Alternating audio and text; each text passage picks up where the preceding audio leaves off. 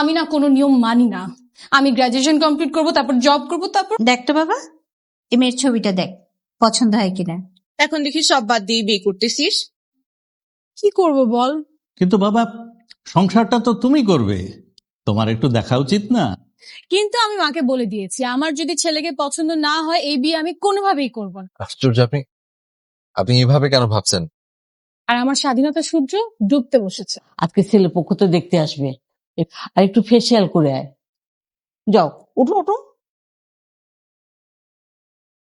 হয়েছে কি যে তোকে যে ছেলেরা দেখতে এসেছিল না, ছেলেটা। না বাবা, মেয়ের কোনো সমস্যা নেই। তাহলে তোমার বিয়ে করতে আপত্তি কোথায়? ওরা একটু বিয়ে থেকে পিছিয়ে গেছে। আপনি কি বোকা? আপনি বুঝেন না? আপনাকে এই কথাটা কি বুঝিয়ে বলতে হয়? আমি না আপনাকে বলেছিলাম যে আমি সেদিন কেন খেয়েছি। আমাকে সারা জীবন ভুল বুঝে বসে থাকার থেকে তোমাকে জানিয়ে দেওয়াটা ভালো। তোমার ছেলে পাগল হয়েছে, এখন আমাদেরকেও পাগল করে ছাড়বে। আপনার ইচ্ছে করলে ছেলের সঙ্গে কথা বলতে পারেন। তোমার বাবা আমার বাবাকে না করে দিয়েছে এমনিতে আমার ভালো লাগছে না, তার মধ্যে এইসব বলছো। যে কাল তোমার ওই ছেলেটার সাথে দেখা করতে যাওয়ার কথা।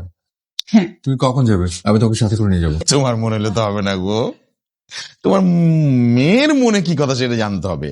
আমার স্বপ্ন, আর তুমি এত দেখো কেন? কারণ ভালোবাসি তাই। আপনারা যদি চান আংটি বদলটা না হয় এখন হয়ে যাক। এই কয়েকটা দিন প্রেম করে কাটিয়ে দিব। নাতিপুতিদের বলতে পারবে অ্যারেঞ্জ লাভ হয়েছিল আমাদের।